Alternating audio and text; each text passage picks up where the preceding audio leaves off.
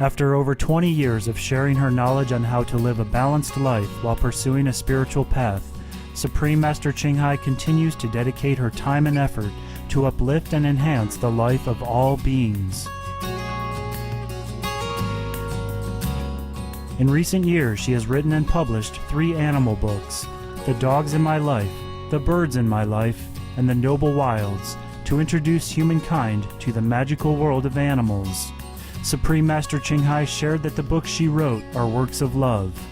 Motivated by her unconditional love and overflowing compassion for our planet and all of its inhabitants, Supreme Master Ching Hai continues to selflessly accept invitations to share her insights and wisdom on a kinder, nobler, and more loving way of life at gatherings with our association members, symposiums, radio interviews, or via video conference and the like. We now invite you to enjoy the video conference with Supreme Master Ching Hai at the premiere of the German and French edition of The Noble Wilds and the Polish edition of The Dogs in My Life at the 61st Frankfurt Book Fair in Germany on October 18, 2009.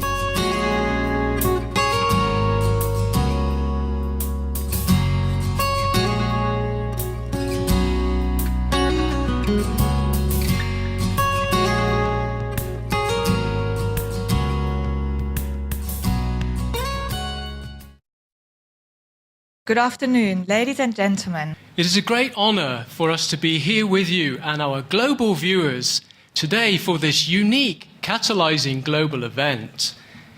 First and foremost, we would like to extend our special thanks to Supreme Master Ching Hai for the opportunity we now have to enjoy the international bestseller The Noble Wilds in German and French. We are also here to celebrate the premiere of the Polish version of the bestseller The Dogs in My Life. We extend our appreciation to our invited guests for attending today's seminar. And we also welcome our worldwide viewers on Supreme Master Television, on which this significant event is broadcasting live today on 6 continents, 14 satellites, 26 cable TV and IPTV networks, and 18 streaming video websites. Supreme Master Television is a free-to-air satellite channel broadcasting 24 hours a day, 7 days a week, with a variety of engaging programs in English, with over 30 subtitles and 60 languages. Today's guest of honor is Supreme Master Ching Hai, who will participate via live video conference. A Goosey Peace Prize laureate, world-renowned humanitarian, pioneer in constructive global satellite television, artist and spiritual teacher, she is also the author of 3 international best-selling books, The Dogs in My Life, The Birds in My Life, and The Noble Wilds. Ever a champion of the rights of all beings to live in peace and harmony, her campaigns to promote a healthy vegan lifestyle and to stop the effects of climate change have mobilized countless people to act for the greater good of all life. As part of this effort to spread love to all beings, Supreme Master Ching Hai has succeeded in her new role as best-selling author of books featuring animals. All of her books have reached international bestseller lists, not only the English editions, but also in French, Chinese, Korean, Olaxese, Japanese, and Spanish. And there are many versions that have been translated and will be released in the future, like Dutch, Swedish, Arabic, Telugu, Portuguese, Philippine. Wow, isn't that amazing? It truly is. Master Ching Hai's first 2 books, The Dogs in My Life and The Birds in My Life, portray an engaging and illuminating account of life with her adopted animals and birds. Her third bestseller, The Noble Wilds, illustrates Supreme Master Ching Hai's extraordinary experience with her animal friends who live in the wild. The books, with beautifully illustrated pages, reveal the loving communication among animals and between animals and their human caregivers. They unveil the wondrous inner world of animals in order that we may enter. They bring to light the deep emotions, purpose of being, and blessing energy of our animal friends. The breathtaking books of Supreme Master Ching Hai reveals and reminds us of the simple secret we always knew deep down in our heart, that the love of animals for humans and for other animals stirs affection, love, and joy in all of our hearts. The kind of unconditional love that animals brings into our lives is one of the most appreciable aspirations for the future of this planet and its inhabitants. We now would like to show you a short video clip of Supreme Master Ching Hai together with some of her animal friends whom she encountered in the wild. Please enjoy.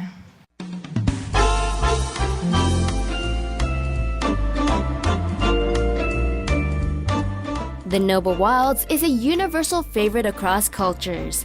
Supreme Master Ching Hai's The Noble Wilds has ranked as an international #1 bestseller at the world's largest online bookstore, Amazon.com. First released in February in Formosa or Taiwan, the Chinese version of The Noble Wilds was instantly ranked as #1 bestseller, continuing the tremendous popularity of Supreme Master Ching Hai's first two books, The Birds in My Life and The Dogs in My Life. Being around the wild expands our heart and leading us to a beautiful meadows of life that was totally untouched by prejudice and blame. We will just be there in the now, merging with nature, unspoiled and uncomplicated.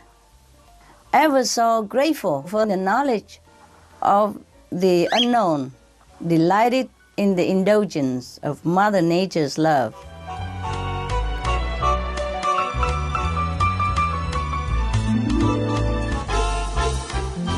In 450 pages, filled with vibrant photographs, and all printed in environmentally friendly ink, Supreme Master Ching Hai shares the most touching stories and reveals some of the secrets of God's creatures for the very first time.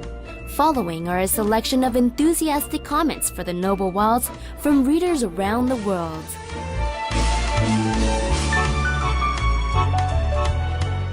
Vivian in Germany shares her response. We humans proclaim to be the crown of the creation, the most civilized being. But look at these noble souls in animal forms. We should learn from them, love them, respect them with our honor. Thanks God that they are here.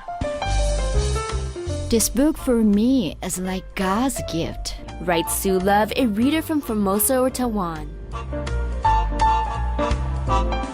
A reader named C.R. Tumanaro expressed, The book is truly heart-melting. The photos are romantic, which conveys the deep love that the wilds have. The actions are something that we do not get to witness often, and when paired with beautiful poetry, it definitely shows true tenderness. A healing and redemptive book that's full of love. From Emmanuel in Paris, France. I could feel such a very surprising and delicate and unknown joy, like a deep truth being shared with others, absolute heartwarming, not just about animals, but about ourselves, humans too. A university professor in the US reads and ponders. The Noble Wilds, written and photographed by Supreme Master Ching Hai, exemplifies an alternative, compassionate way of living. During an age of the ever-increasingly growing environmental crisis, one cannot help asking why humans have not been able to live in peace, love, harmony with these wonderful beings. It is so interesting to record the life of the swan family. Especially we learn that the swans have their own names, just like we do. So animals are just like us. Writes Shutan, a reader from Formosa or Taiwan.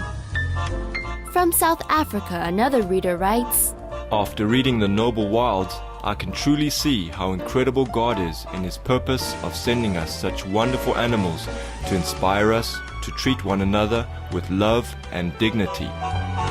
The book shares with readers insights into the natural world, such as the dedicated parenthood of wild ducks and swans, the friendship of a neighbor horse, and the deep love of creatures large and small who place their trust in the lady. Now through the noble wilds, their love is transformed into a single purpose, to expand humans' understanding and care for all life and Mother Nature. A fairy tale that unveiled itself to let us know that life is the same to human and animals, insects and trees and minerals alike. Because life embraces all with love and nurturing, and that we all can communicate and understand each other. Thus, we understand ourselves in a deeper level of consciousness.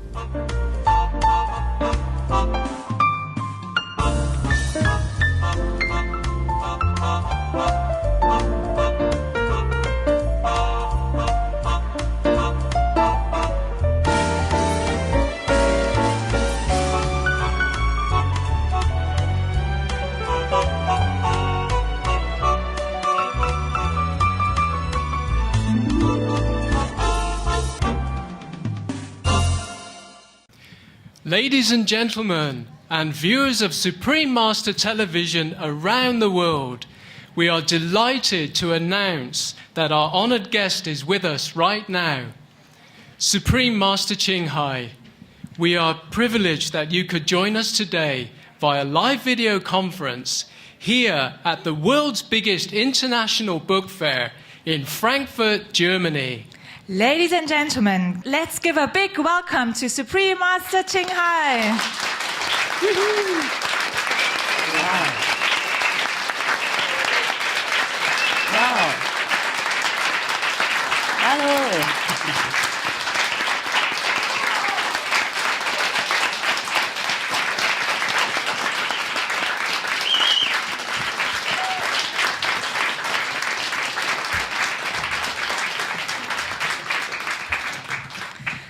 Hi there, the beautiful people. Supreme Master Qinghai, we want to inform you of some great news.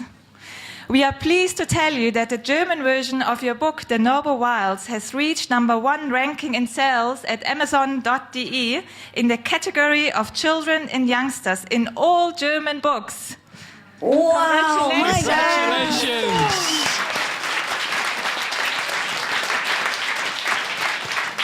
Thank you. Thank you, all of you. Thank you, all of you, and the publisher and the distributors and the printers and all the people involved to make this a wonderful Sunday news. Yes. I congratulate myself also, and especially because I see you so clear, like you're sitting next to me. Isn't that wonderful technology nowadays? Yes, we are just so lucky. We're so lucky to have all this. Yeah, thanks for coming. Guten Tag. Guten Tag. Guten Tag.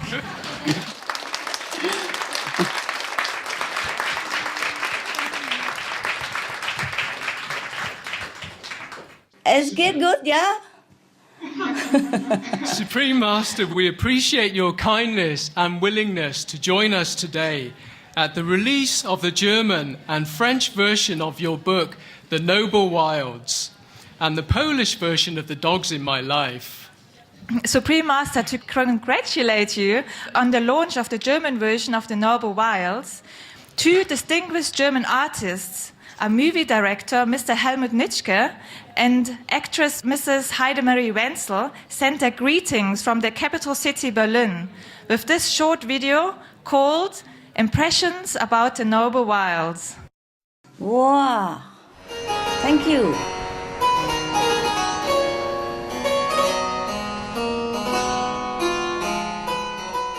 Berlin bietet immer Überraschungen. Zum Beispiel diesen kleinen Park.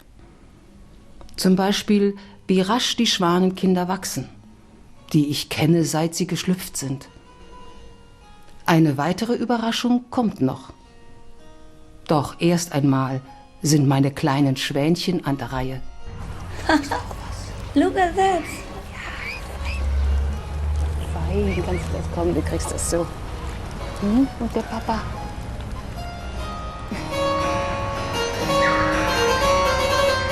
Guck dir mal an, ihr seid Vegetarier. Na, ist ja klar. Ein bisschen Wässerchen? Na. Oh, du schön. Komm. Wochentags findet man um den Teich herum ungestörte Plätze, wo man sich besinnen oder mit einem Buch beschäftigen kann. Ach, ihr Schön.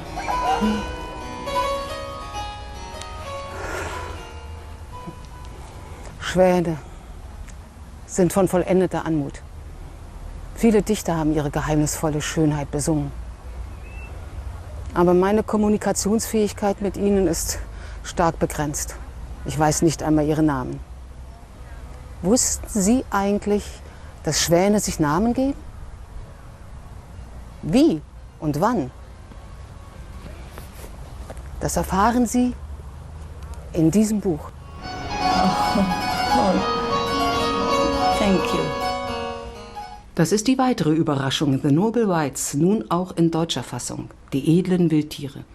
In diesem ungewöhnlichen Band ist vieles zu finden, was man von wild lebenden Tieren nicht wusste oder so noch nie gesehen hat. So berichtet die Autorin und höchste Meisterin Xinghai darüber, wie sie eine alleinbrütende Schwänin überredet, von ihr Nahrung anzunehmen, damit sie bei Kräften bleibt.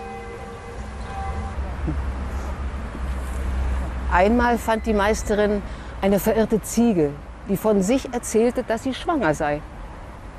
Wie die Meisterin das erfährt? Sie kann mit allen Tieren in einer Universalsprache kommunizieren, ohne Worte. Dieses wunderbare Buch lässt uns staunen und zugleich fühlen, wie tief verwandt wir mit diesen edlen Wesen in Wahrheit sind. Hier in dieser kleinen Parkanlage, mitten in der Großstadt, sieht man viele tierliebende Berliner. Tierliebend auf ihre Art. Aber ihre Liebe ist noch nicht tief genug. Und ohne die erhellende Erkenntnis, dass alle Tiere genauso wie wir Menschen fühlende Wesen sind. Sonst würden sie ja auf der Stelle alle Vegetarier werden. Welch ein Segen wäre das. Für die Tiere, für die Natur und nicht zuletzt für uns Menschen.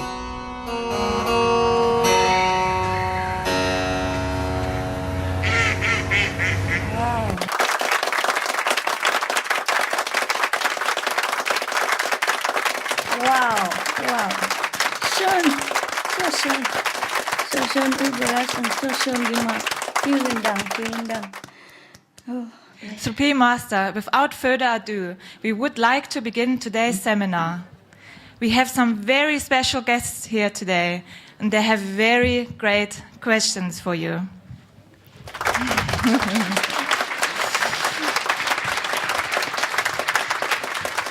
First of all, we will focus on animals as our co-inhabitants. It therefore gives us great pleasure to introduce our first speaker on this topic, Linda Rooslort from the Netherlands. Linda Rooslort is a master integrated energy therapist, angel therapist, kinologic behavior therapist, owner of Bella Vitalis, a spiritually based holistic company. In addition, she is an animal communicator, spiritual messenger, teacher, and a caring mother. Her divine purpose is to enable powerful healing treatments for animals and their caretakers around the world, using our energy, work, and educational services that lead to a vital balance in mind, body, and soul through the loving energy of our angels. Linda's speech today will be Animals, Our Noble Friends, Bring Us Messages and Gifts from Heaven. Ladies and gentlemen, Linda Rooslort.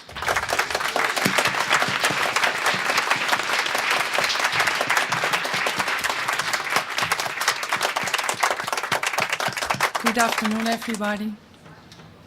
Good Dear afternoon. Supreme Master Qinghai, as you know, animals are here for a reason.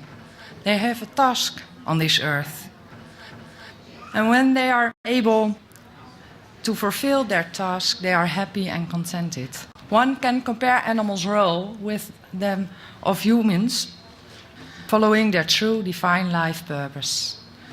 Joy, happiness, great love are what our animal friends have in the natural being, and they are trying to bring those qualities into our lives and into our world. Therefore, I would like to speak of them as friends, as teachers, and as loved ones, and we humans as their caregivers or caretakers. We don't own our animal friends. We are not their bosses nor entitled to rule over them in any way. However, it's necessary that we teach our pets, our animal friends, who are living in our homes, some earth-bounded rules, so we can live together in harmony in this wonderful world we live in. Yeah. In the universe, we don't know time. Time is made up by humans. If one looks at a cat who is lying in the garden and enjoying the sun, just take a moment and watch. Let's see what's given you. Watch, see, and let it come into your feeling, because that feeling is telling you a lesson. And that lesson is enjoy. Enjoy the moment, be in the moment, because that's all there is. Cats are very sensitive. Dogs are more grounded and gives us a lesson of what unconditional love means.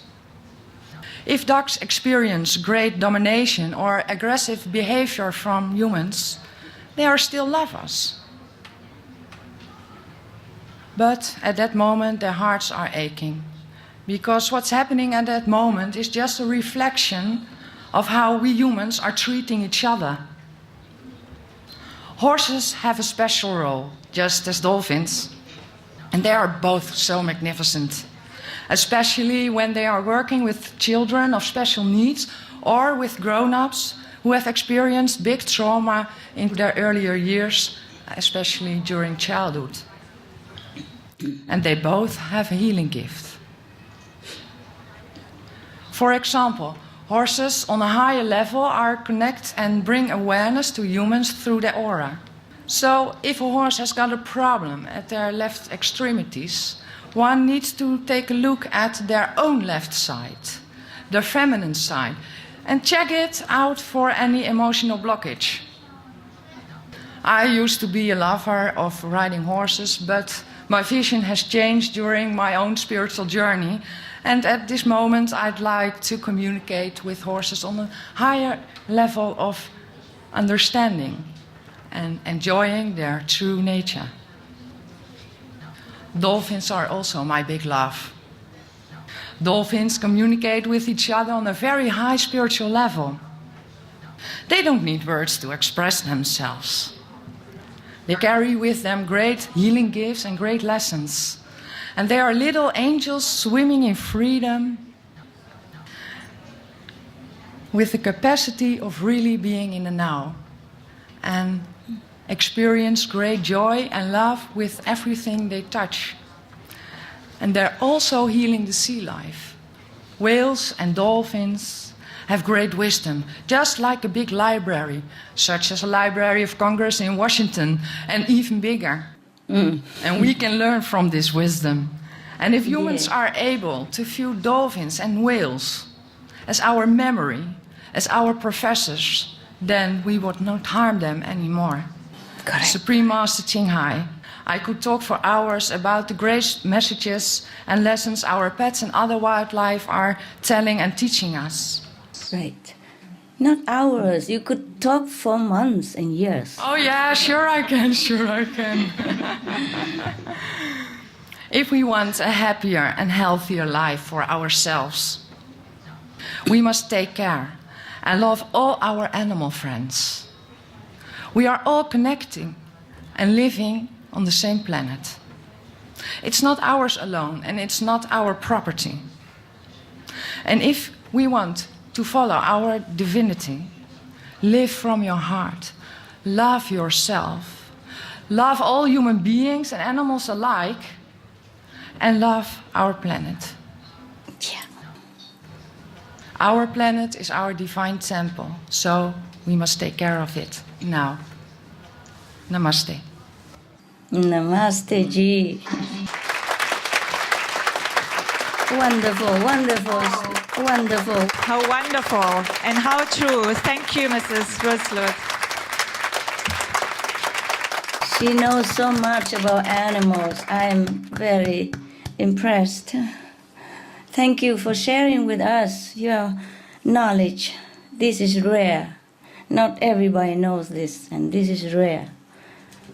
Thank you so much for your diamond wisdom. Thank you. Our next distinguished guest is Luis Perez Garcia, the chairman and spokesperson of Defensa Animal, an organization which focuses primarily on defending animals while promoting veganism as the true way to live righteously.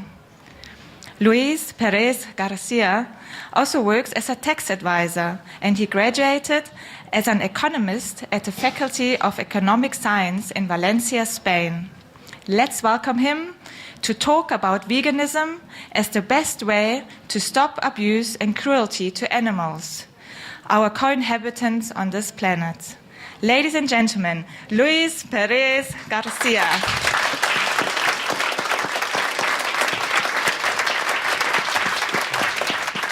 Hola, buenas tardes. Soy Luis Pérez, presidente y portavoz de defensaanimal.org.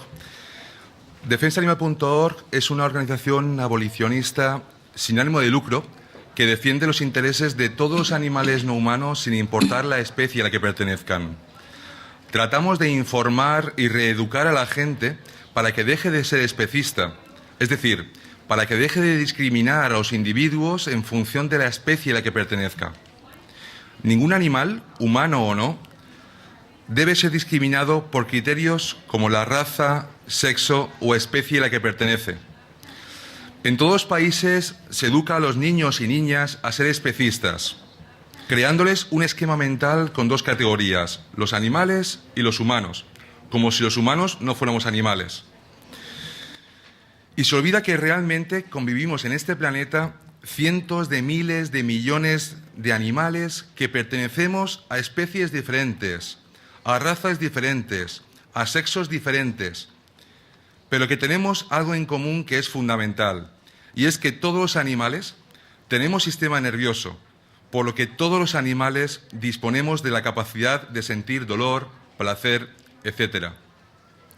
Desgraciadamente se nos educa para que creamos que los animales no humanos existen para servir a los humanos y se da un valor a sus vidas en función de la utilidad que se pueda obtener de ellos.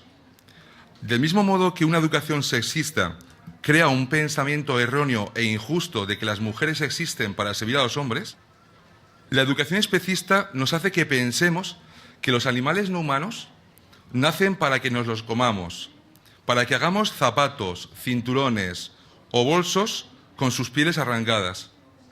Se nos educa para que pensemos que nacen para experimentar en ellos, o para transportar mercancías o a humanos encima de ellos. Se nos educa para que pensemos que existen para divertirnos en espectáculos de circo, en festejos populares, o visitándolos en las cárceles de animales no humanos conocidas como zoológicos o acuarios. Desde defensaanimal.org tratamos por todos los medios de que la gente se dé cuenta de que ningún animal, humano o no, ha nacido para servir a nadie y que todos los animales queremos vivir y disfrutar de nuestras vidas en libertad. Por ello decimos que por justicia todos y todas debemos ser veganos y veganas, es decir, debemos dejar de usar a los demás animales en cualquier aspecto de nuestras vidas, por lo que debemos alimentarnos sin incluir en nuestra dieta ingredientes de origen animal. Mucha gente cree que es suficiente con ser vegetariano y cree que no hay nada de malo en consumir leche, queso, huevos o miel. Pero no saben que el consumo de derivados Es incluso peor porque supone prolongar la agonía y explotación de las hembras no humanas. Olvidan que por el capricho de saborear un vaso de leche o un trozo de queso, están pidiendo que priven de libertad a una vaca, que la inseminen para embarazarla contra su voluntad, que aparten al bebé al nacer y le roben la leche a la madre. ¿Y qué pasa con el bebé de la vaca? Pues que lo encierran durante unos 4 meses en una zona donde no le dejarán casi moverse para que no fortalezca la musculatura.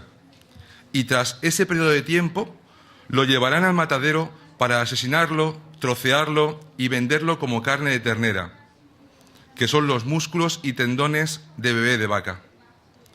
Mientras la vaca no da leche, sino que se la roban hasta que le queda poca y vuelven a embarazarla contra su voluntad, asesinando al nuevo hijo que nazca. Este proceso lo repiten 4 o 5 veces, de tal modo que si las vacas podrían vivir unos 25 años en libertad, la industria láctea las asesina a los 5 o 6 años cuando no es rentable seguir explotándolas, llevándolas a los mataderos donde llevaron a sus hijos para vender al peso sus cadáveres troceados.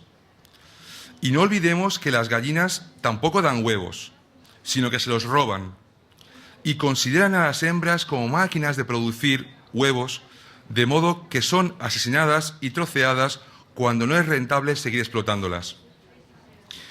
El veganismo también implica que debemos utilizar ropa y complementos que no incluyan cuero, lana, seda o plumas, ya que la lana implica privar de libertad a las ovejas, inseminarlas contra su voluntad y asesinarlas para vender como carne sus cadáveres troceados cuando ya no son rentables para robarles el pelo.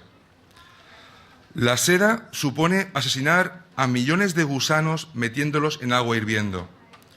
Y las plumas son arrancadas a individuos que en la mayoría de los casos están aún vivos. Además, debemos utilizar productos que no hayan sido testados o experimentados en animales no humanos, sin importar si los individuos utilizados son primates o ratones.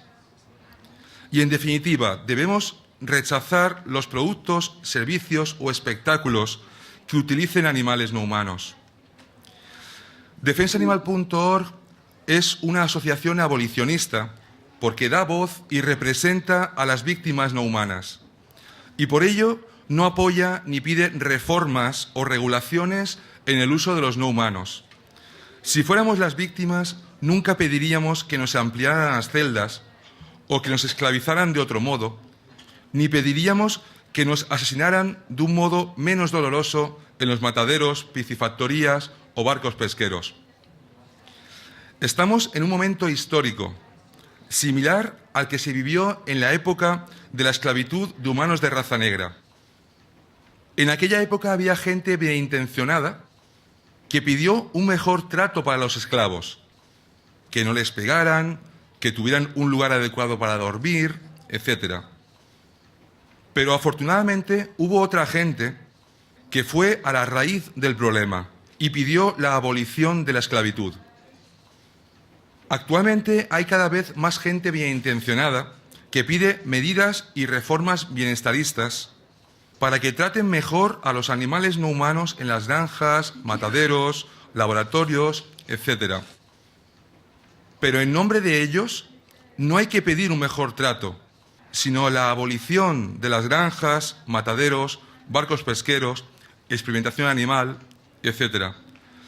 Debemos pedir la abolición de todas las actividades especistas, es decir, de aquellas actividades que no se harían si los individuos utilizados pertenecieran, por ejemplo, a la especie humana.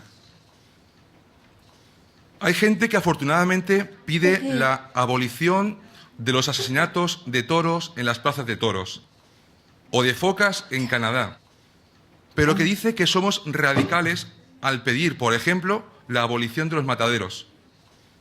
Ante lo que le respondemos que es totalmente injusto pedir la abolición de los asesinatos de toros o focas y no pedir lo mismo para las vacas, cerdos, atunes o ratones. Todos los animales merecemos la misma consideración y no es justo pedir más respeto para unos que para otros. Lo importante no es cómo, dónde ni por qué privan de libertad, esclavizan o asesinan a alguien, ni debe ser importante la especie a la que pertenezca el individuo privado de libertad, esclavizado o asesinado.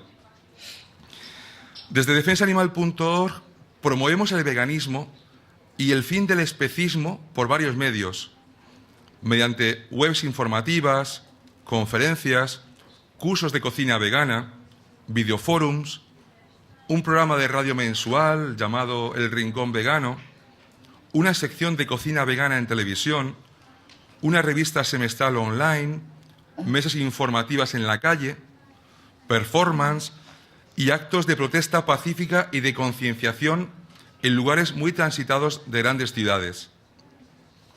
En defensaanimal.org trabajamos día a día para conseguir un mundo más justo para todos y todas, donde no se discrimine a nadie en función de la especie a que pertenezca. Muchas gracias por su amable atención. Gracias. Thank you so much, Mr. Garcia.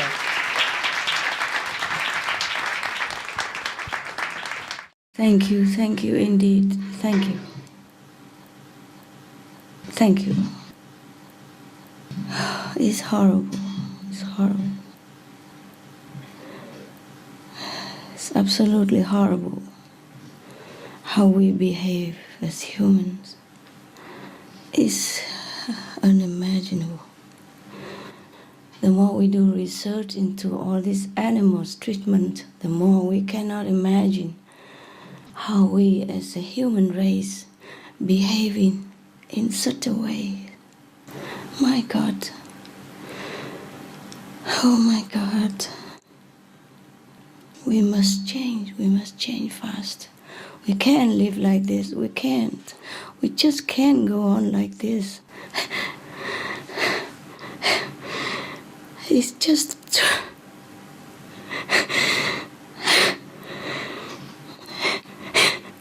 It's just killing our heart.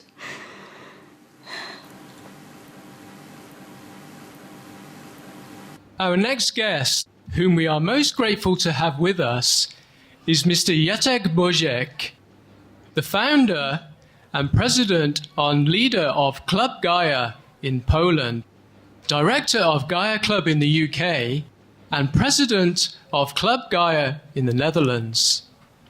A social entrepreneur by occupation, he was one of the leaders of the Zieloni 2004 party, the Green Party in Poland. He kindly accepted our invitation at short notice, and so, having travelled far to be with us to celebrate the book launch of The Dogs in My Life in the Polish language, let us give a deserving welcome to Mr. Jacek Bożek.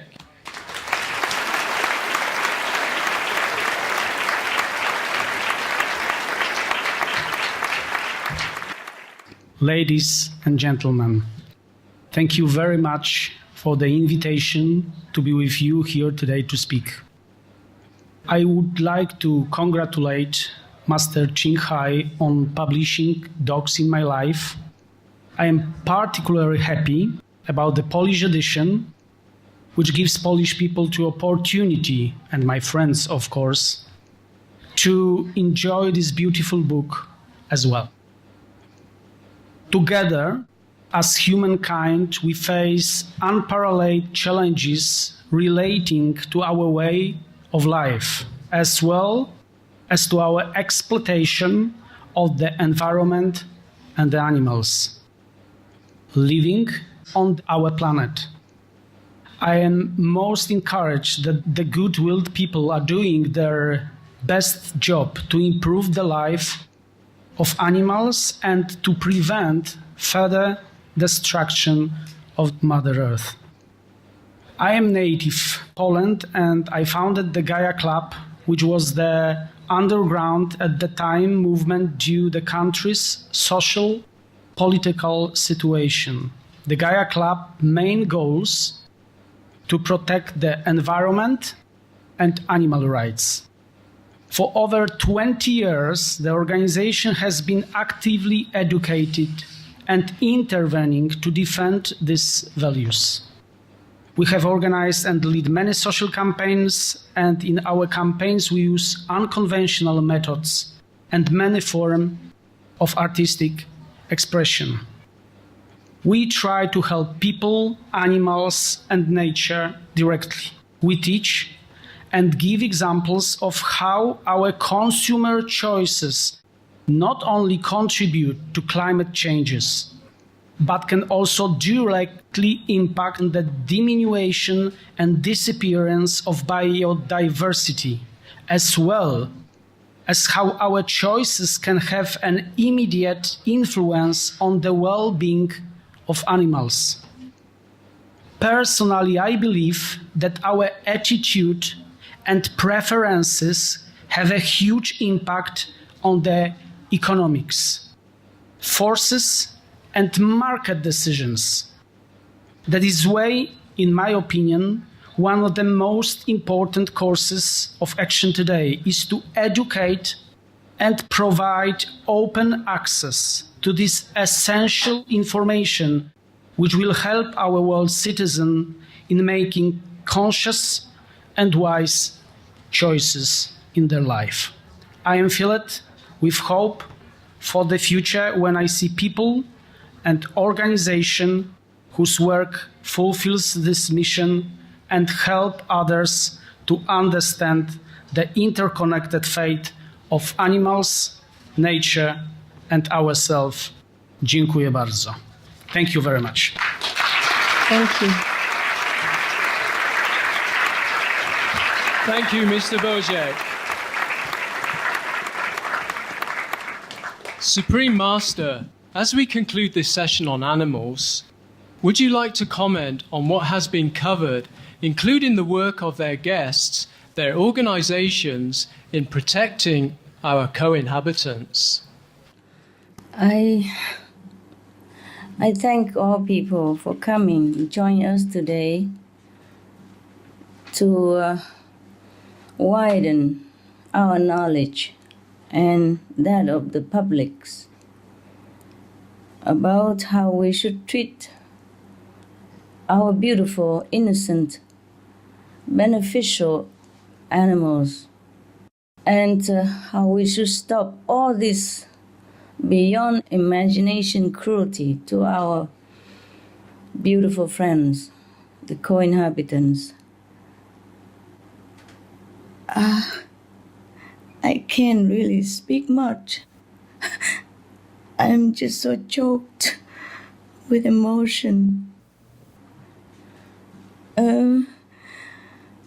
Even though I know some of the cruel treatment to animals, but it seems to be no end to the suffering and agony that we, the strong and intelligent and capable humans, are inflicting upon the defenseless, weak, and very pure creature of God. I just beg all the people, please, don't do it anymore. Please find some other thing to do, some other job to earn your food, to earn your living. Please wash the blood from your hand. Please. No matter how much money we have, we can't live with this conscience. We can't sleep with this. We can't eat the blood of other beings and knowing that they suffer so much. How can we do this? Please, just stop all this. There are many jobs to do. Even if we have to die, don't inflict suffering upon others just to earn a few meals a day. That's really not worth your dignity and your status as the crown of the creation of God. It is a very joyful occasion today, and I'm supposed to be very happy, and I'm supposed to tell you happy things, but I just am sorry I can't. Anyway, thank you, all of you, the speakers, for widening our knowledge about how we should uphold our dignity as a human and protect our compassionate nature. Because no matter how you torture the animals, they would die only once. Just like us, we would die only once, no matter how we die. It's just how we live our life, and how we will answer.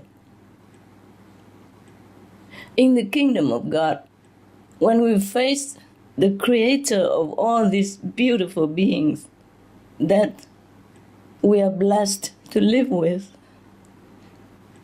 you don't have to believe that animals can communicate. You don't have to believe that animals have feeling. You don't have to believe that they bless us. You don't have to believe that they are beneficial. But just look into their eyes. Just see how weak they are, how meek they are. Just see how innocent they are. Just see how defenseless they are. Then you can tell yourself that this is not right. To torture them in any way at all, with any excuses at all. We have to protect them, even at the cost of our lives.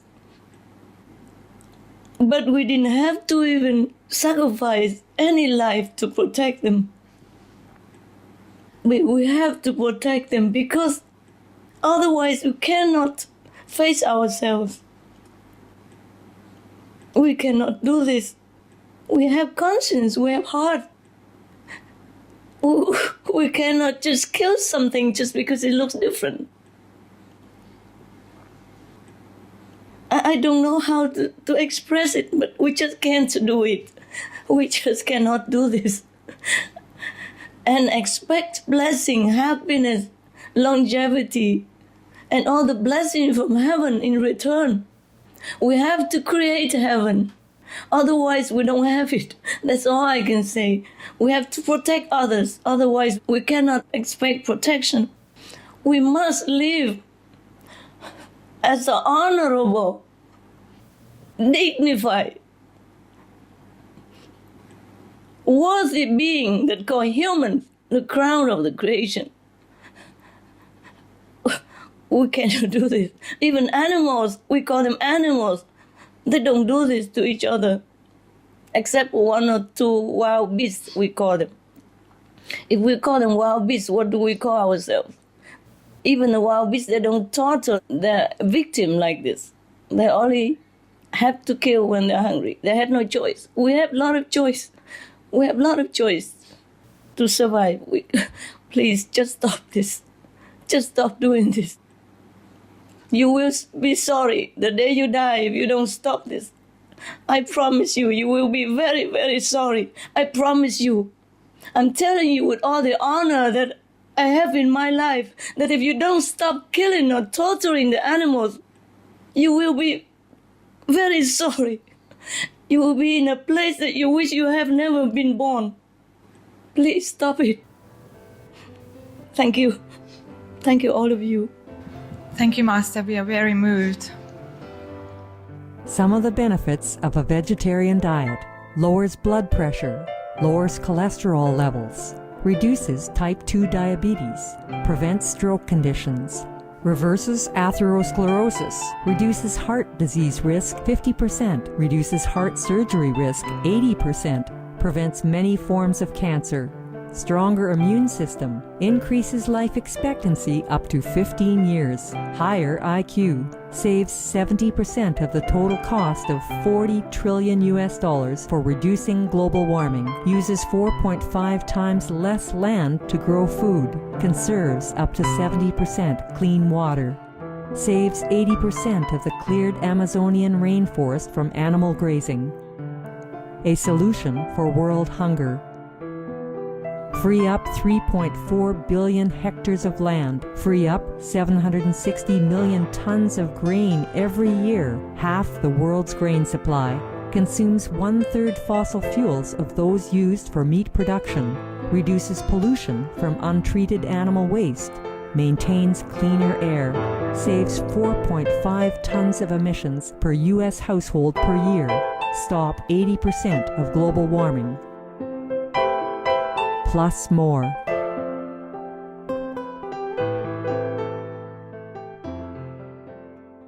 Thanks to our guests for their insightful and interesting contribution to this first session. Ladies and gentlemen, let's listen to some heartfelt poetry written by Supreme Master Qinghai and recited by our association member.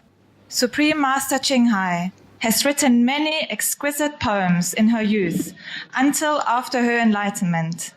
They depict the journey of a great saint experiencing human life through love, sorrow, and happiness to eventually realize the bliss of enlightenment and the sacrifice and hardship of sentient beings, especially our animal friends. Please enjoy the recital of Words of the Piglet. The day I met you first was the day of my birth. Pink and round, me oh so plump.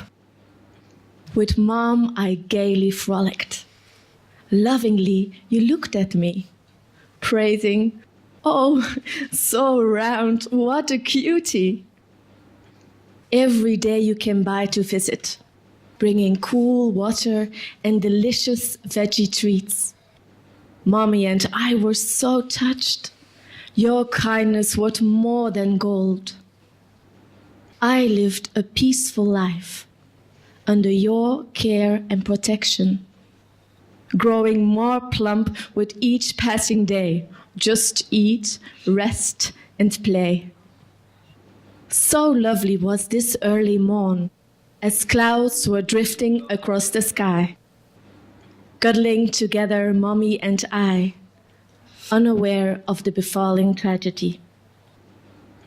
Two brawny young men, strong like tigers and elephants, squashed my tiny body flat into a cage of horror.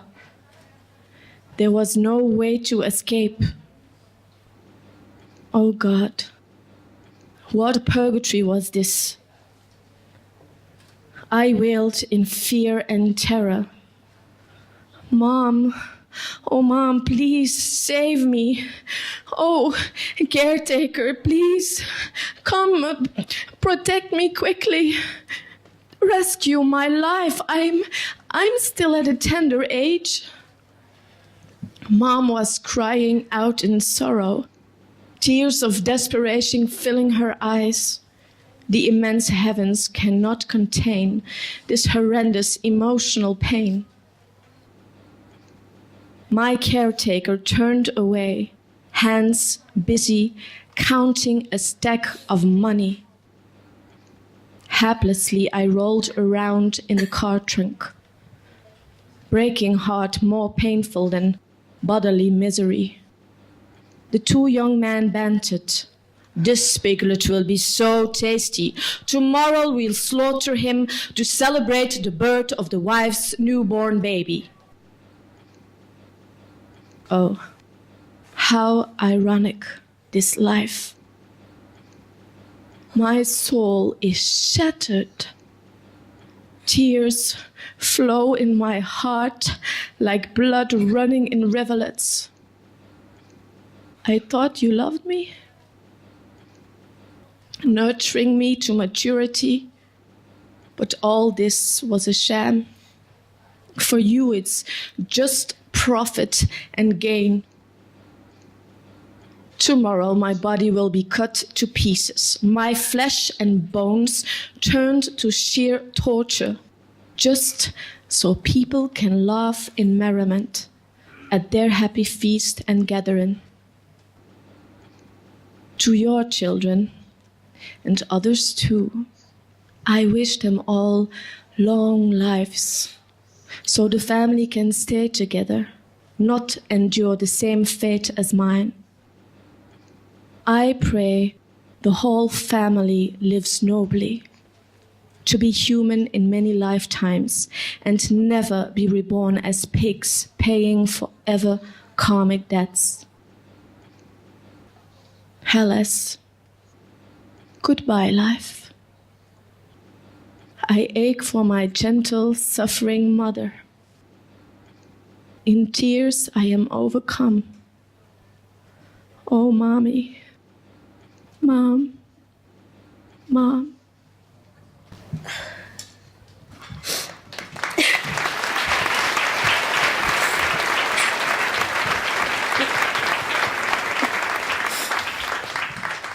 That was so touching.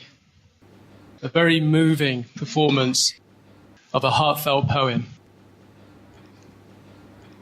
Ladies and gentlemen, and worldwide viewers, we now present Vegetarianism, the Noble Way of Living, the next part of today's seminar. It is now our great pleasure to introduce Mrs. Polina Maranova. As the coordinator of the Vegetarian Society of Bulgaria in Sofia, her work includes organizing events and meetings for the purpose of spreading the vegan and ecological message. Mrs. Maranova's efforts also extend to campaigning for the proper implementation of the law with regards to the rights of vegetarians and vegans in Bulgaria, such as in hospitals and schools. Today, her message is, we need to spread the message of veganism throughout the world. We would like to welcome Mrs. Maranova.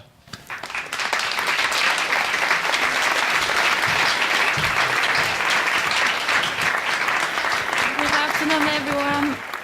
In a few words, I'd like first to introduce you the Vegetarian Society of Bulgaria that I have the honor to represent here today. 5 years ago, a group of friends, all of us vegetarians and now vegans, decided to launch a website. The major purpose of the site was to get the online community acquainted with the advantages of vegetarian and vegan lifestyle, which is also an inevitable spiritual and physical necessity for both man and nature.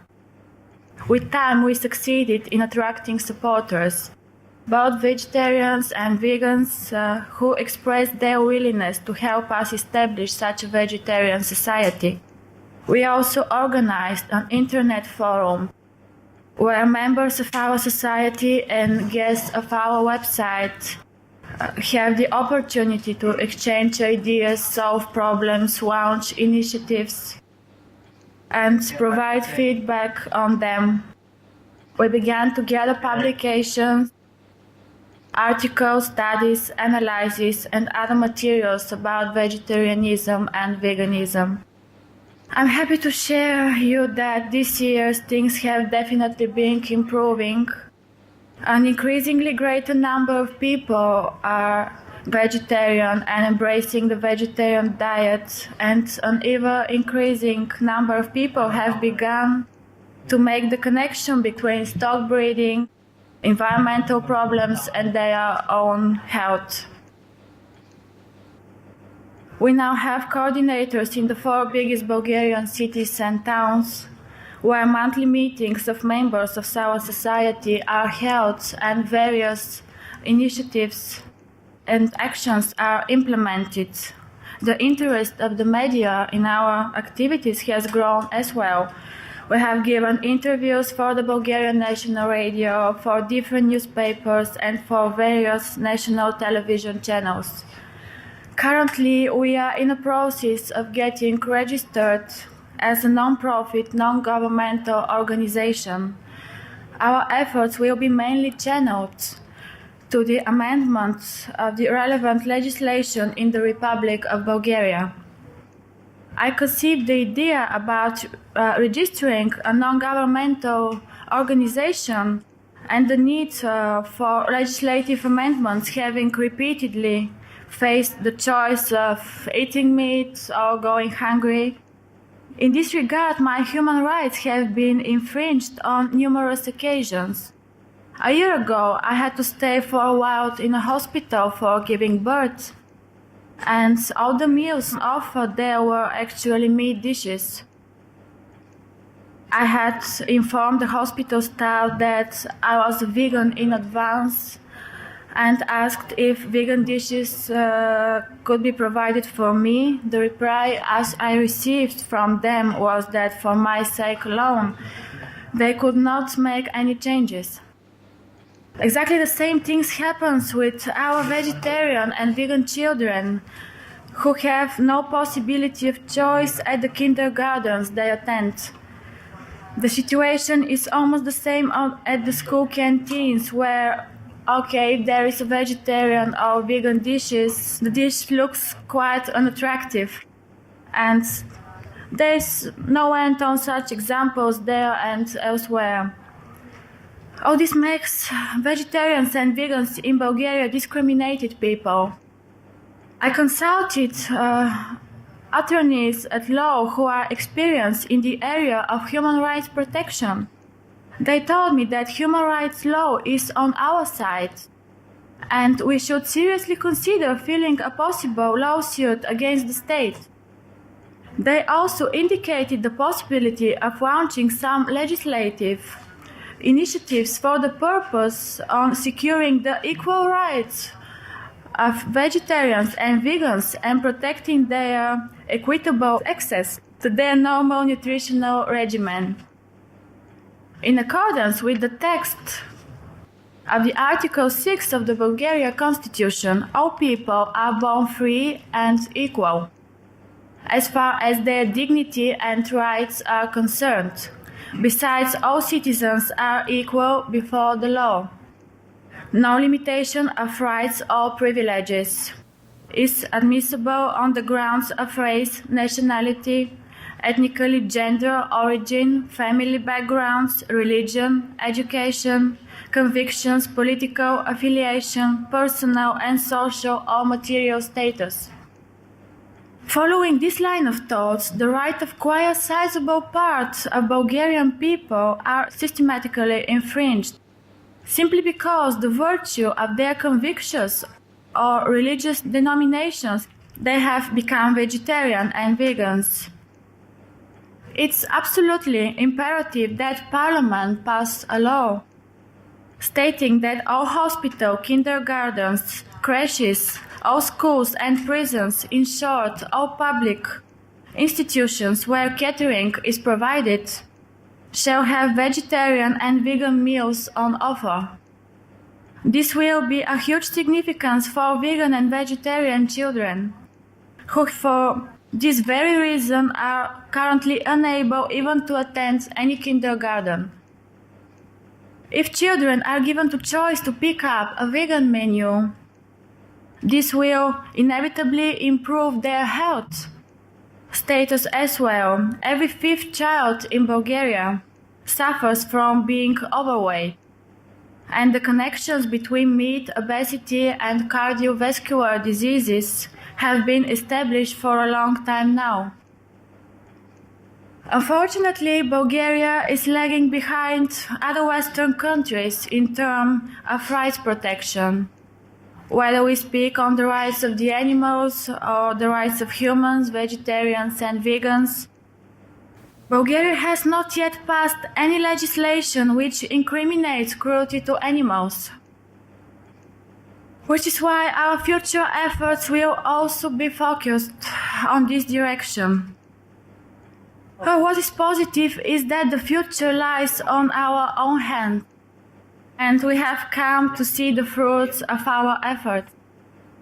It's not only people and animals who stand to gain from these efforts, it's rather the entire planet that stands to gain if our efforts are crowned with success. This is the reason why we would like to establish contacts with international vegetarian and vegan organizations and societies worldwide, so that together we can build a better future founded on love, non-violence, and compassion for all forms of life. Thank you.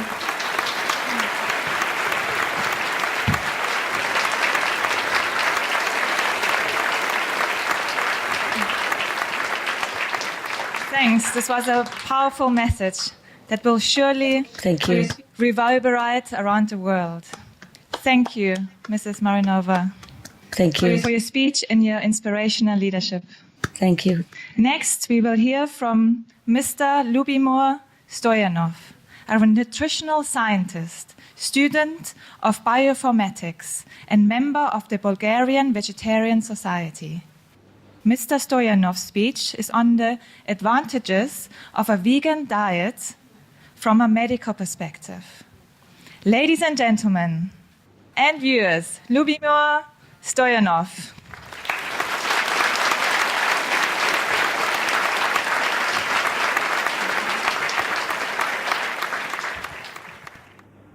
Thank you. Good afternoon. Good afternoon. I'm Lubomir Stoyanov from the Bulgarian Vegetarian Society, and I've studied nutrition science in Germany.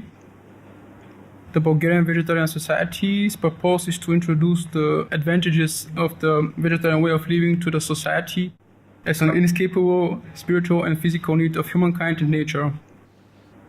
Vegetarian vegan diets are becoming more mainstream now, and the number of vegetarians and vegans in the United States and in Europe is expected to increase over the next decade. There is also a growth in medical interest in vegan nutrition. The number of articles in the scientific literature related to the veg topic has increased more than 7 times over the last 40 years.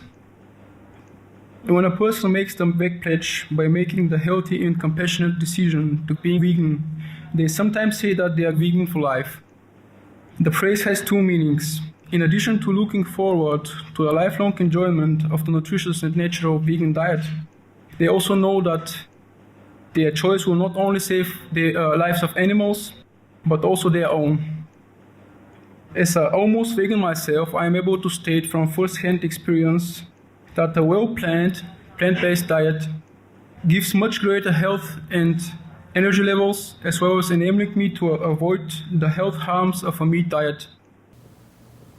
The American Dietetic Association, which is the world's largest organization of nutrition and food professionals, stated that a healthy veg diet appropriate for all ages can ensure lower blood cholesterol levels, reduced blood pressure, lower rates of hypertension, and more. The UK Cabinet Office Strategy Unit documented that 70,000 premature deaths in the UK could be prevented annually by the vegan diet. The European Prospective Investigation into Cancer and Nutrition found that greater consumption of vegetables and fruit increases the probability of being cancer-free. Similarly, the World Cancer Research Fund has recently called for complete avoidance of all processed meats to avoid cancer. The World Health Organization states that premature deaths could be avoided through healthy ways of living and through a healthy vegetable-rich diet. And the American Diabetes Association is highlighting the fact that vegetarian diets protect against the risk of type 2 diabetes. Many such reports have been summarized by a worldwide satellite and online channel broadcasting the Climate Solution 24/7 on Supreme Master Television, which is Sky Channel 835 in Europe. With live online streaming and downloadable shows at www.suprememastertv.com, one can get all the information as well as keeping up to date with all the most recent developments in climate change, climate sciences, green issues, vegetarianism, positive way of living, and so on. This channel has to be the #1 hub for climate change information and effective climate action.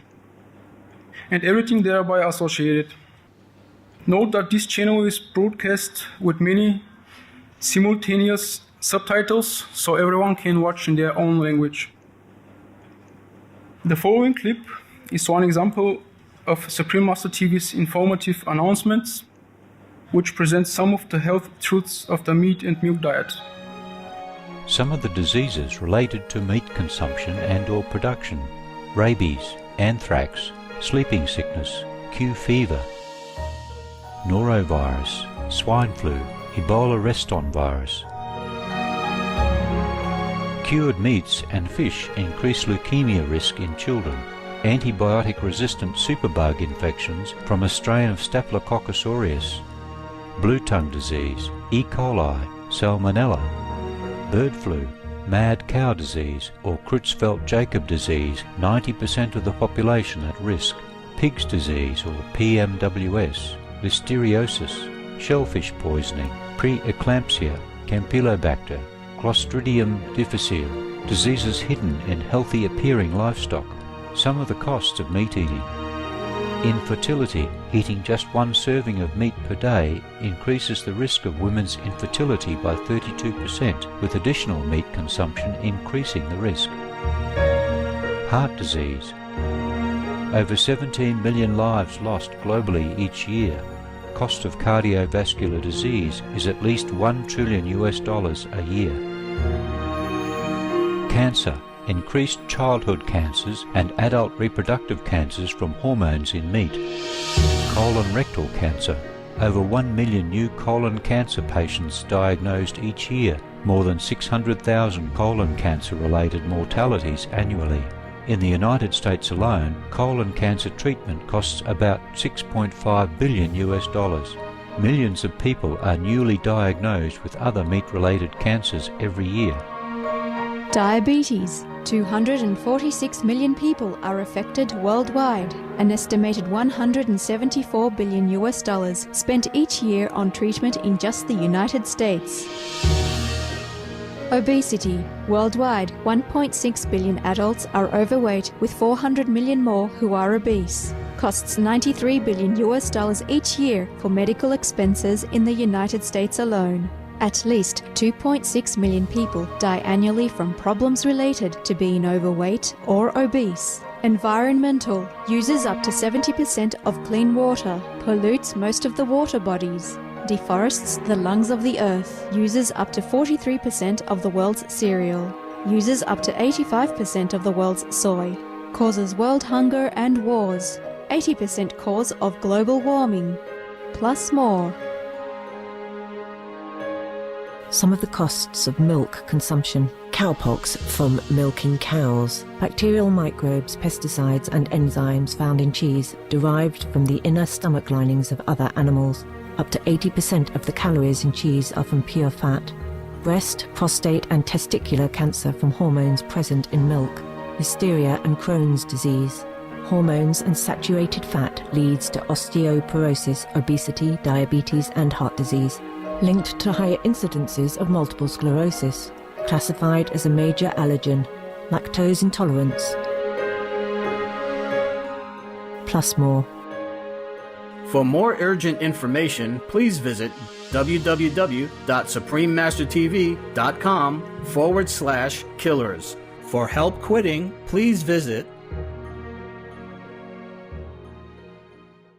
So be sure to tune in to learn more about who should be vegan for life, among many other things which can uplift our lives as well as the life of the planet.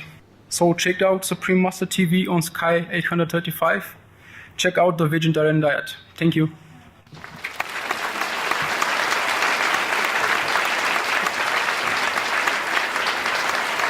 Great. Thank you, Mr. Stoyanov, for your very informative speech.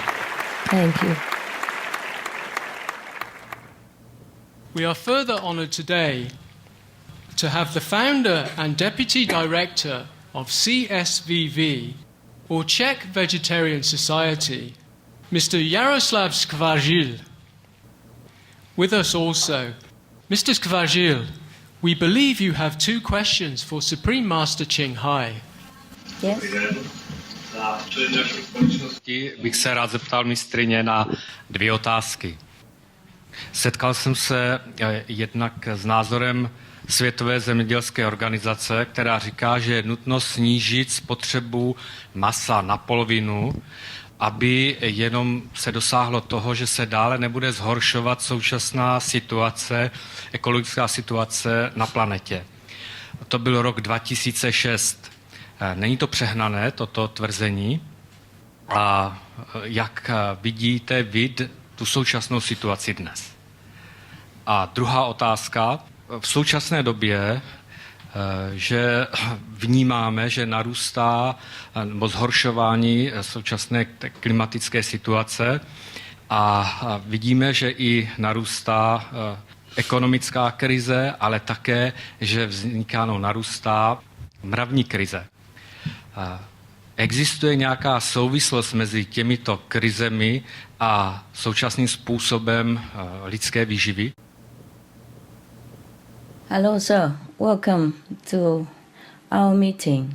Mr. Scavrio, how are you?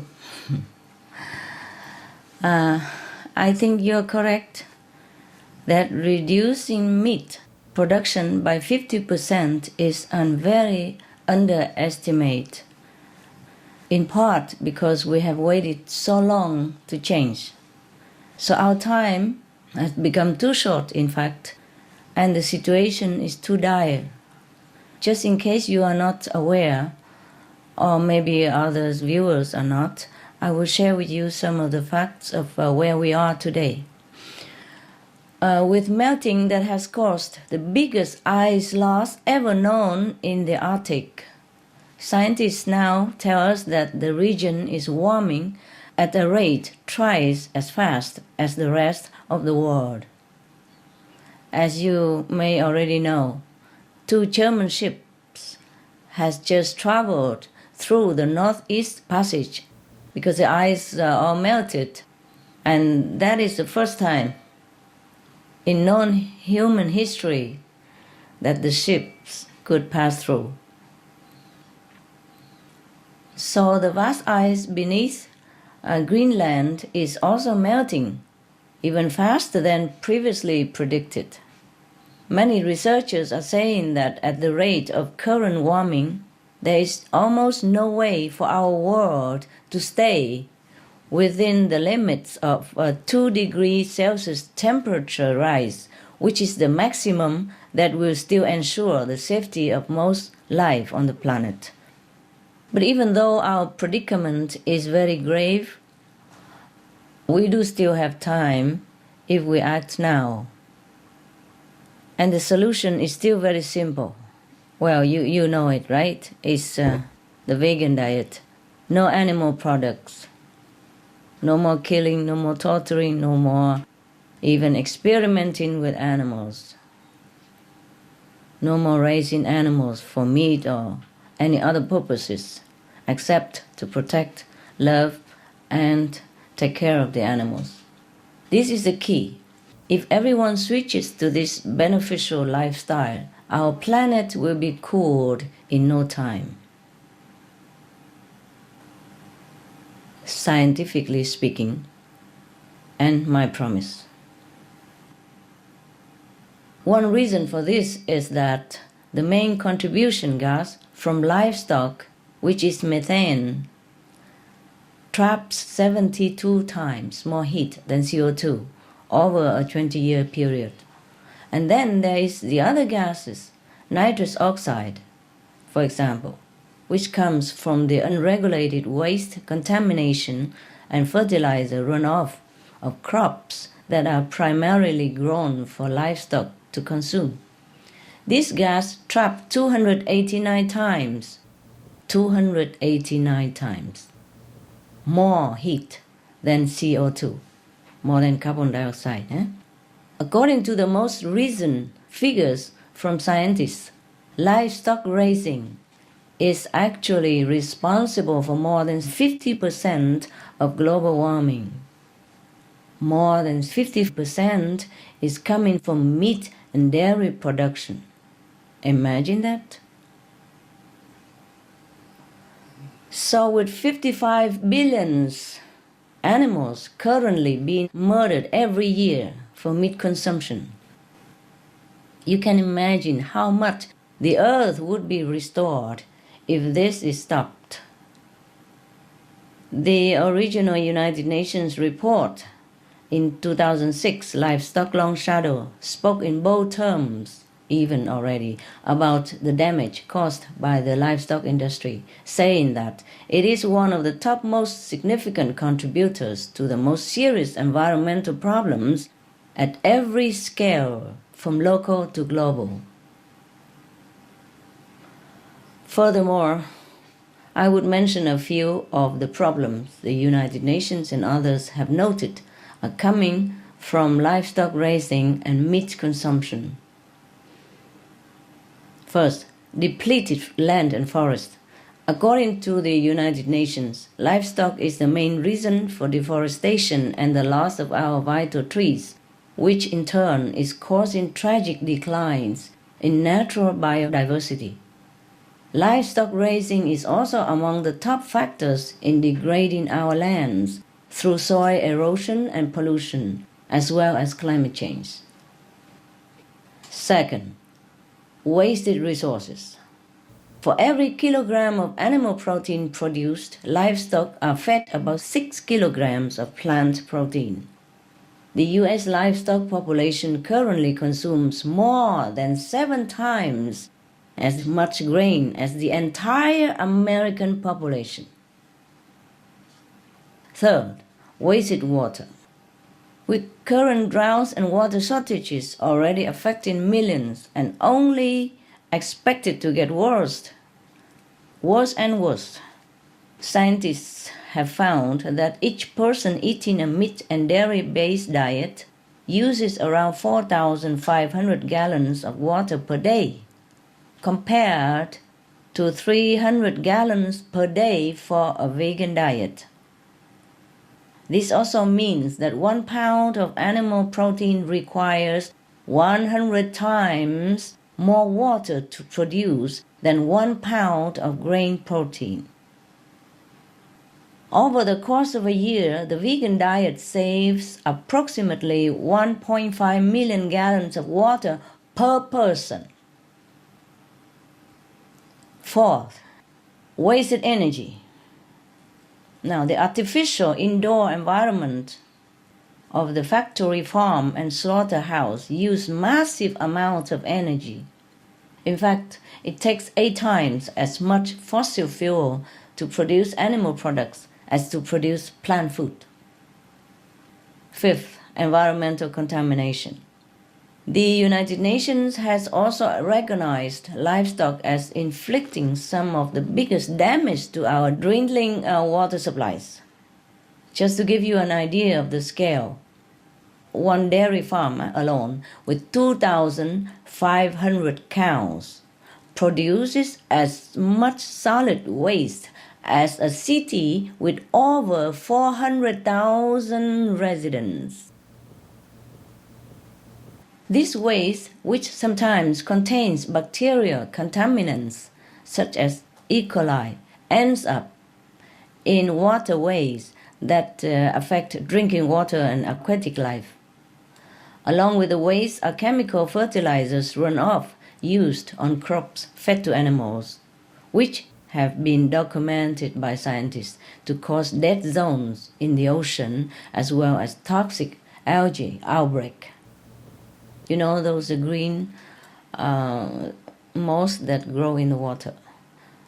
One such event just occurred in Brittany, France, where a majority of the country's livestock and a third of the dairy farms are located. On the Brittany coast, this waste and chemical runoff coming into the sea causes outbreaks of toxic algae, which emit the lethal, deadly gas hydrogen sulfide. So recently in the news, we heard of a horse that died within half a minute of stepping into the algae. And now the health concerns of over 300 people are being investigated. for the same reason around that area. Making all of this worse is the fact that animal waste is largely unregulated, meaning that there is nothing to stop these events of contamination that can cause illnesses or even death for massive numbers of animals and people. Just talking about financial saving alone, scientists in the Netherlands found that of the estimated 40 trillion needed to stop global warming, a full 80% of this amount would be saved with a vegan diet. That's a saving of 32 trillion for the simple step of turning away from the meat to eating plant-based good.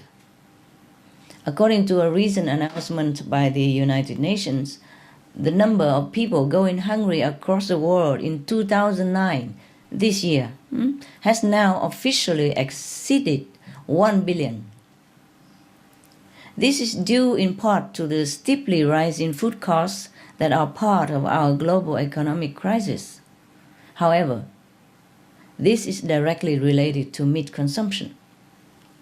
Because if all the grains fed to livestock animals were grown for human consumption instead, then the amounts of food harvested for humans would be higher and prices lower. Logically, no? Moreover, the global warming caused by livestock has resulted in many instances of documented extreme weather and drought, leading to devastating crop losses and also drive food prices sky high. So if everyone turns to the plant-based diet, we have more food immediately and an easing of conditions like drought and flooding, with abundant harvest and food supplies quickly restored. In fact, the head of the United Nations Framework Convention on Climate Change, Mr. Yves de Boer, already stated in June 2008 that the best solution would be for us all to become vegetarians. He meant vegans. Because vegetarians mean people still eat milk and related dairy products. That means we still have to keep a large amount, maybe less large, but still a large amount of cattle. And that will contribute to global warming and further food crisis and security. Another reason to stop livestock raising is the horror of disease linked to eating meat. There are many bacterial infections that come from eating meat, some of which are deadly. And then there is cholesterol, which originated only from animal products and has been linked to stroke, heart disease, obesity, and so on. Another meat-related disease is cancer. Scientists have documented a rise in cancer rates with increased meat consumption. The more meat we have, the more cancer risk there is. And certain cancers like colon cancer have been directly linked to eating meat, with one study on red and processed meat finding a 50% higher chance of contracting cancer with meat consumption. Another research conducted in your home country, Mr. Skavaril, stated that the life expectancy of the Czech people, your country people, had actually gone down in recent years from 10th to 22nd place among 27 European Union nations. Why? The report said that this was due in part to environmental problems that included disease-contaminated meat. This is so sad, Mr. Skavril. The beautiful Czech people deserve so much more from their life, as do all the animals and all the beings in this world. You mentioned also the moral crisis of our world and wonder if there is any connection to our food choices?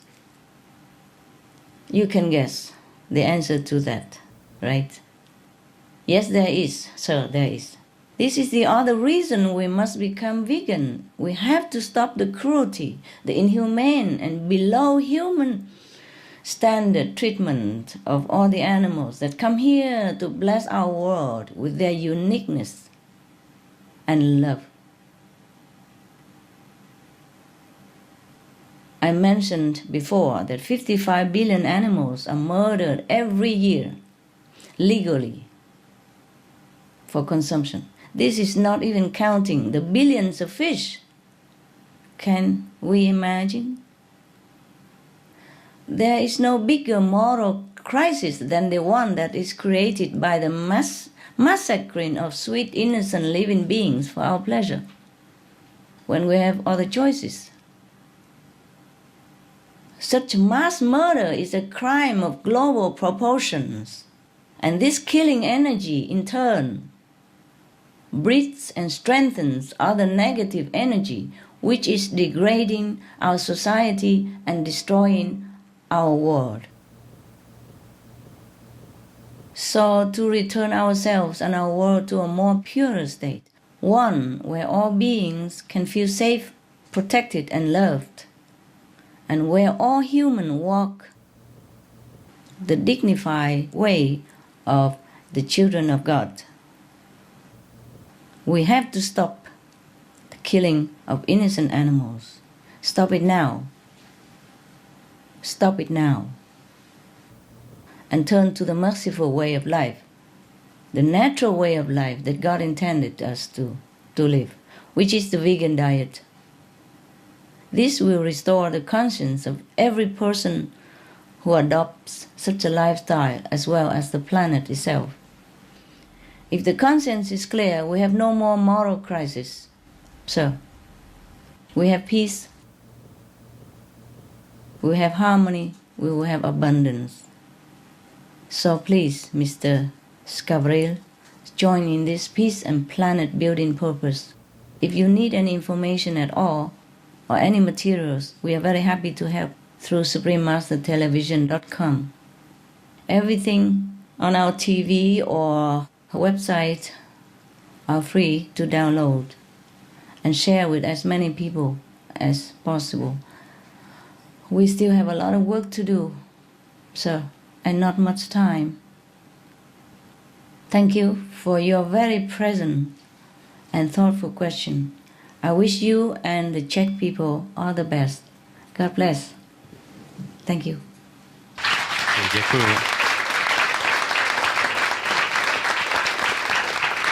Thank you, Master. Our next theme will be Save Our Planet, Everybody Can Do It. Just before we begin, we conclude vegetarianism, the noble way of living, by enjoying some traditional Chinese pipa music. A piece entitled Yizu Wu Chu, which means Dance of the Yi People. This piece describes the spirit of the folk tradition with the human community and Mother Nature coming together in harmony.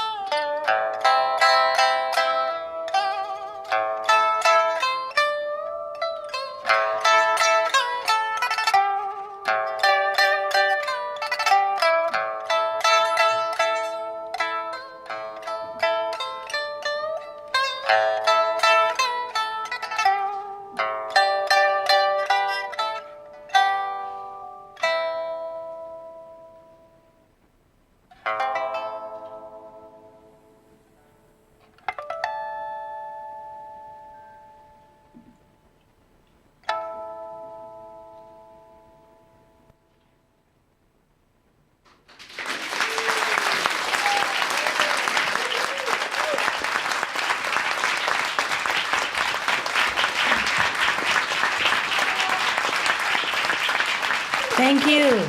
谢谢，谢谢。好棒。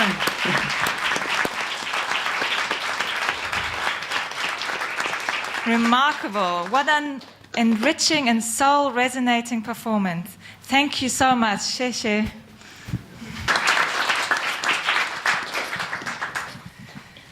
Our first VIP to speak on Save Our Planet, everybody can do it, is Dr.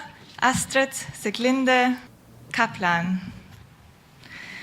Dr. Kaplan acquired a PhD in psychology and is an animal rights author and artist. She is employed as a psychologist by Volkshilfe Salzburg and Evangelisches Diakoniewerk Gallneukirchen, associations providing alternative kinds of social services, such as for senior citizens and people with physical and learning disabilities. Astrid is also a puppeteer for children's puppet theater called Sindri.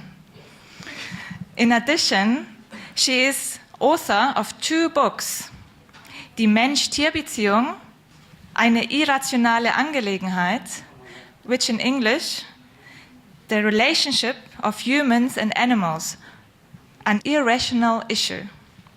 And solange es Schlachthäuser gibt, wird es Schlachtfelder geben. Or in English, as long as there are slaughterhouses, there will be battlefields, which investigates the relationship between violence towards animals and towards humans, and is soon to be published in German.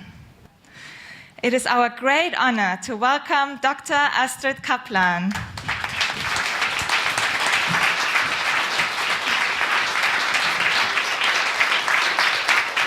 Thank you very much. Ladies and gentlemen, I'm very pleased to be here and to talk about a subject which is so dear to me.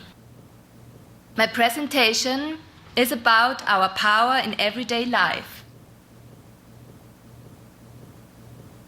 Everyone, including all of us here, have an influence every day on the life of our planet.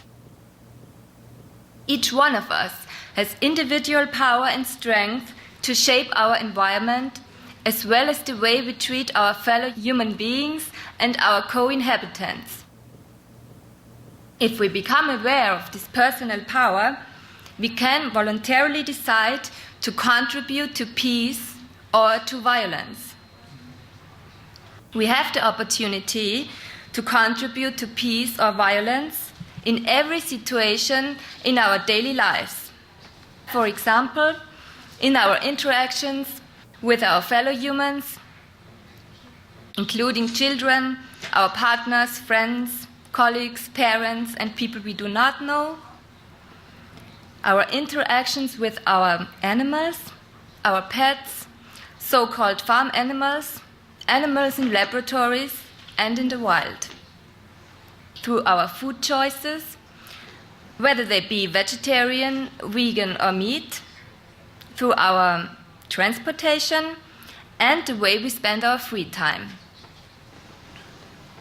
Imagine for a moment how each one of you in your daily lives consciously chooses to make decisions in so many situations that lead to peace. Altogether, there are millions of us who are generating peace and can save our planet, if we consciously choose. I would now like to talk a bit more about 3 of the above areas in our daily lives: treatment of our fellow humans, our animals, and our food choices. For people and animals to experience peace, the meaning of compassion is essential.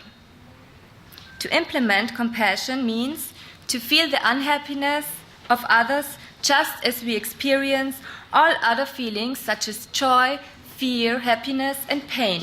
Compassion is the counterforce to cruelty. It appears to be the only counterforce to cruel, violent behavior. To practice compassion means most of all to stop harming other beings. We begin with people and animals that are near to us. For example, we stop feeling distrust towards our neighbors, colleagues, friends, and supervisors. We stop our competitive elbowing behavior in general and cease devaluing other people and give no grounds to harassment. Furthermore, for example, we do not acquire any animals if we cannot care for their needs, and we do not submit any animal to active or passive violence. In this way, our fellow humans and animals will receive peace from us. We can also develop our compassion by doing good things to others, people and animals, and thus spread joy. True compassion is not limited to certain life forms. On the contrary, it encompasses people of all races and all animals as well. Teaching compassion.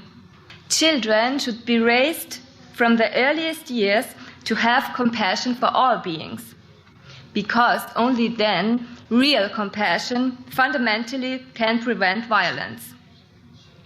To do this, a child need only know that other creatures exist and that they are capable of suffering just as we are. Children who have learned to be fair, friendly, and loving towards animals will also treat other children and adults in a more fair, friendly, and attentive manner.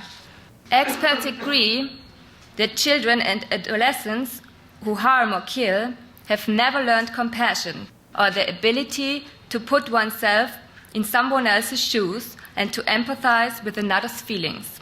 If we are lacking in compassion, it becomes easy to reduce animals or people and to objectify them as things without emotions. We feel more compassion towards those beings that are closer to us, less the more distant they are. Because children, by their very nature, identify with animals, and because animals are living beings just as we are, through our relationship to animals, we can teach children how we should treat other people. When we demonstrate to children our friendliness and compassion towards animals and teach them to respect even the smallest creature, they learn to appreciate and respect one another. Especially parents and instructors, because of the examples they are providing, they have an enormous responsibility.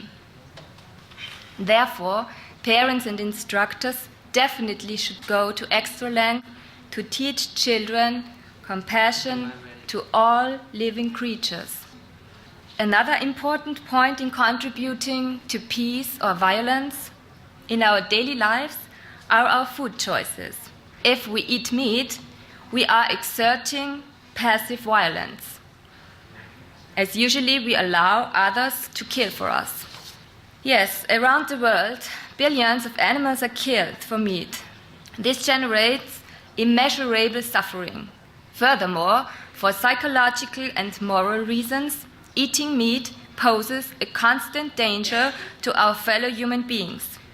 About this, I have written in my book in more detail, with the title, as you already said, As long there are slaughterhouses, there will be battlefields. In brief, I will say here the following. Regarding to animals, there is a moral vacuum which is accepted by society at large. This moral vacuum facilitates the psychological desensitization towards suffering. In addition, and I say it again, this moral vacuum also provides the danger that we place any being to a space outside of our morality, be it animal or human, that we would like to enslave, exploit, or kill.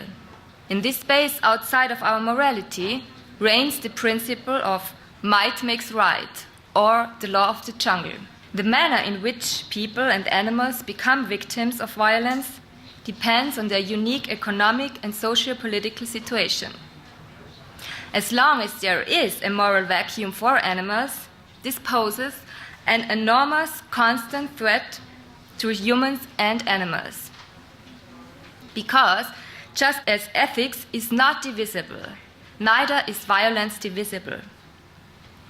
That is why the only true solution for securing non-violence and peace lies in converting the moral vacuum in our psyche into a space of compassion. Certainly, this is one of the most important and difficult tasks of humanity, of our entire evolution. Nonetheless, each one of us can immediately choose to take decisive steps in this direction. For example, being a vegetarian or vegan. If we follow a vegan or vegetarian diet, this has an extremely positive effect on our animals, our fellow humans, and the environment. Global warming is to a great extent the result of the meat industry. And did you know that livestock have a greater impact on global warming than do all forms of transportation put together? I quote Dr. Pachauri, chair of the UN Council on Climate Change, who says, "Please eat less meat. Meat is a very CO2-intensive product." This is what he said. Vegetarianism and veganism are an expression of a peacefully implemented antidote towards environmental destruction and killing. I would like to appeal to you to reflect on the choices you make in your daily lives. Be conscious what options you take in various situations that contribute to peace and joy in your living on this wonderful planet. After all, if you want to make the world a better place, take a look at yourself and then make a change. Together, we can heal the world. Thank you. Thank you. Thank you so much, Dr. Kaplan, for your very insightful speech.